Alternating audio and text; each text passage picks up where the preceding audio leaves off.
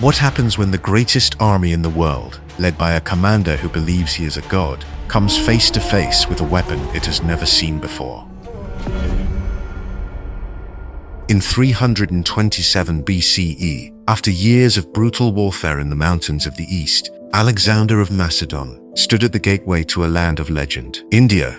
He had crushed the Persian Empire, but his ambition was still not satisfied. He now aimed to conquer the fabled lands of the Indus Valley, a place of unimaginable wealth, powerful kingdoms, and a terrifying new instrument of war, the war elephant. His first challenge in India wasn't a king, but a myth. He came to a massive rock fortress called Aornos, where local tribesmen known as the Aspasioi had taken refuge, believing it to be so high and so sheer that even the demigod Heracles had failed to capture it. For Alexander, who saw Heracles as both an ancestor and a rival, this was a challenge he could not ignore. He undertook a complex and dangerous siege, building bridges across ravines and eventually capturing the unconquerable rock. The message was clear. His ambition was to surpass the legends of the gods. After securing his passage, Alexander forged an alliance with an Indian king named Taxiles against his great rival, King Porus, a giant of a man who ruled the lands across the Hydaspes River.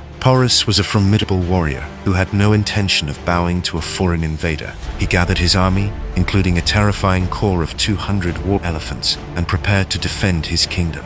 The stage was set for one of Alexander's greatest and last major battles. The two armies faced each other across the Hydaspes River, swollen and raging from the monsoon rains. For days, Alexander moved his troops up and down the riverbank, feigning crossings to confuse Porus's scouts. Then, under the cover of a fierce thunderstorm one night, Alexander led a strike force across the river at an unguarded point, a brilliant and risky maneuver that caught the Indian army by surprise. The battle that followed was unlike any the Macedonians had ever fought. Porus's war elephants crashed into the Macedonian phalanx like living battering rams, grabbing soldiers with their trunks and trampling them underfoot. For a moment, it seemed Alexander's unstoppable infantry had finally met its match. But Alexander had a plan. He ordered his light infantry to swarm the beasts, hurling javelins at their eyes and legs, and targeting their mahots, the drivers who guided them.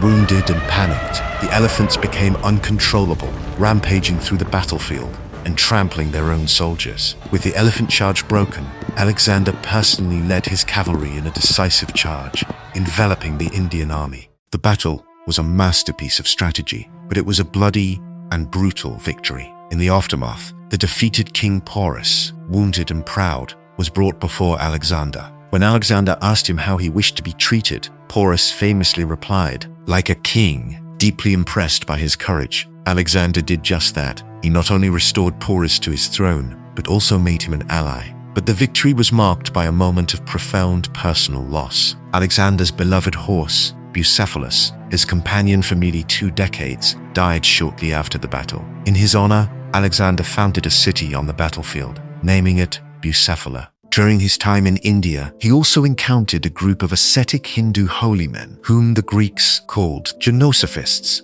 or naked wise men. Fascinated by their detachment from worldly possessions, a stark contrast to his own insatiable ambition, he engaged them in a philosophical debate. He had conquered kings, but he was still a student, hungry for knowledge. He wanted to push on, to march to the great river Ganges, but his army had finally reached its limit. His men were thousands of miles from home, exhausted by years of constant warfare. They had fought men, mountains, and monsters, and had heard stories of even larger armies waiting for them. At the Hyphasis River, they mutinied. Alexander pleaded with them, speaking of glory, but this time they would not follow. A veteran general named Coenus stepped forward and spoke for all of them, talking of their thinning ranks and their longing for home. Alexander, defeated not by an enemy army, but by the will of his own men, finally relented. He would turn back, but the journey home would be no retreat. In a staggering feat of engineering,